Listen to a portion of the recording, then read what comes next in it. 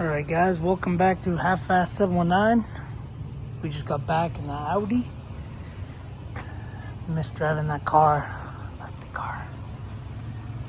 Anyway, just got home as FedEx, I think, was dropping off another Temu package. That's Temu, eBay, Temu. Anyway, I think the lady had help because this package is heavy. Wild dogs. This is a mess. What a mess. Anyway, this is for storage units. Oh, she's pretty heavy duty. I did not think it was going to be that heavy. Oh, so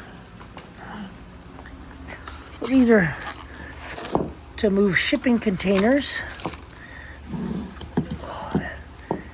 So it's just a little hub of grease.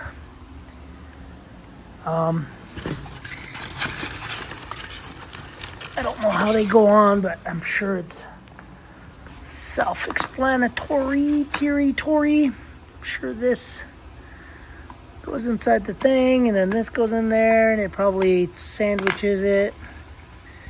But these are $400 or $500 for the set, and we got it off of Temu for $230. $230 doll hairs. Oh, man, this thing's heavy. I don't know how that lady. Well, she had a dolly. We pulled up as she was leaving, so. But yeah, I'm not sure how she unloaded it unless she had a dolly. But man, this is making a mess.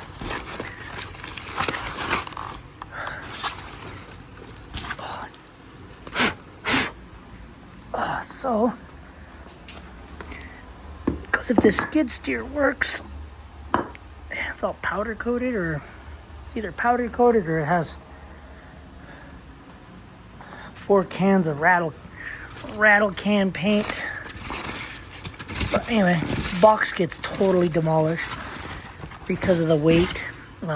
Those weigh more than this box, and this is a box. So anyway, I'm gonna throw this in the trash. Hate styrofoam. But anyway, that's the plan for me. Is not gonna be moving shipping containers. Let me get this. It's closed. Okay. But yeah, the plan is I have a shipping container there, and the plan is to buy another shipping container. And the guy put the delivery driver, he came around the yard. There was a big tree right there, or right there actually. You can see the stump right there. So there's a big tree there. So he came around. He came in here where this trailer's parked, where the truck is parked, and he said he couldn't get it any closer to the barn. And I said, well, and that oleander bush back here was not that big. So, yeah, anyway, I asked if he can just back it in here and just set it on top of that oleander bush. And he said he couldn't get it in any farther, any other way. So, anyway, that's where he dropped it. It's a 40-foot shipping container. So, I've mentioned it before in other videos. Skid steer, I'm going to pull that oleander bush out of there, emptying the shipping container. Gonna put those wheels with those axle things on here. They bolt in right there, so I'm sure you put the little bolt thing through that side and then attach it there. Then the whole hub and everything sits out here. But the Plan is going to be to put the shipping container in here up against this. Yeah, and then I have 6 lug wheels, 8 lug these wheels, but these two are 8 lugs. These are 8 by 6.5 lug pattern off a Dodge and off a Ford. I don't really care what size tires they are. Yeah, I don't care about the size, if they match or not. That's not going on the highway, so I figure I get the 8 lug ones. They're more heavy duty than the 6 lug, because I was going to get a 6 lug, but it can only do, I think, a 3,000 pound shipping container, and then the other one does 4,800 pounds shipping container. So I have 6 lug wheels. I was gonna get the 6 lug ones and then use the old tires off of this.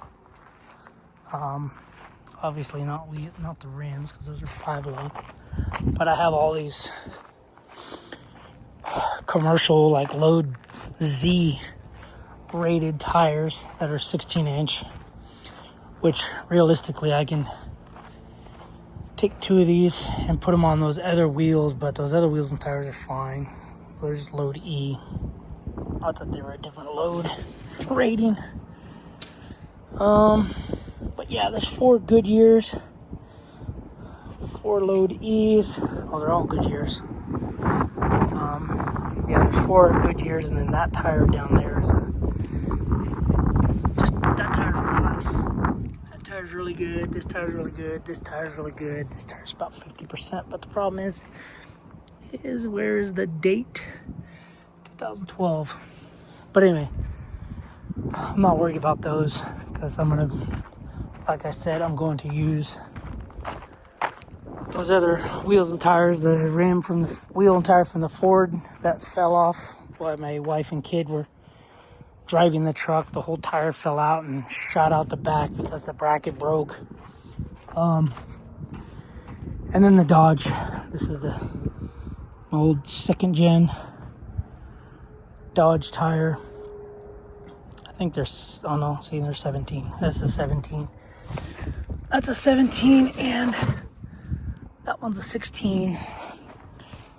But this tire's flat. I'm not sure if it's bad or good, but I can do this as well. I can still use those tires and put them on these, because these are from my kids' 1st gen. Those are 16-inch wheels. So maybe that's what I'll do. Maybe I'll use the Harbor Freight tire machine and mount 2 of these tires on there, and then those will just be my shipping container tires.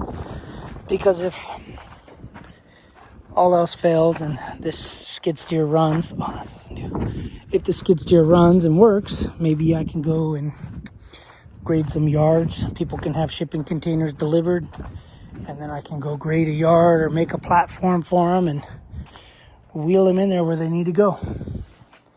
So anyway, I need to grab some hydraulic fluid. I think that one's got fluid in it. Not enough. Man, I could have sworn I had a bunch of hydraulic fluid. That's cold. Yeah. Not sure how much it takes, but here's some 46 anti-wear AW46. This is what I'm using in the skid steer. Oh man. So this is 5 gallons. I don't know if I'm gonna use a pump to pump it in there. I don't really feel like holding it up, pouring it into a funnel. So I might use my little gas pump and see if it'll work. Shove it in there and just start pumping it. And I don't know how many gallons this takes. I think it takes 8 gallons, but I don't remember the tank being bigger than a 5-gallon tank. Anyway, Audi's driving good. Miss the Audi. But anyway, guys, that's it. That's what we got. I just wanted to unbox those, show you guys what I'm doing with those. Go from there. Oh, that's heavy. All right, I'm gonna fill this up. Whew. I'll see you guys on the next video. Thanks for watching. Subscribe, comment, do what you do, and hopefully we'll get this done. Later.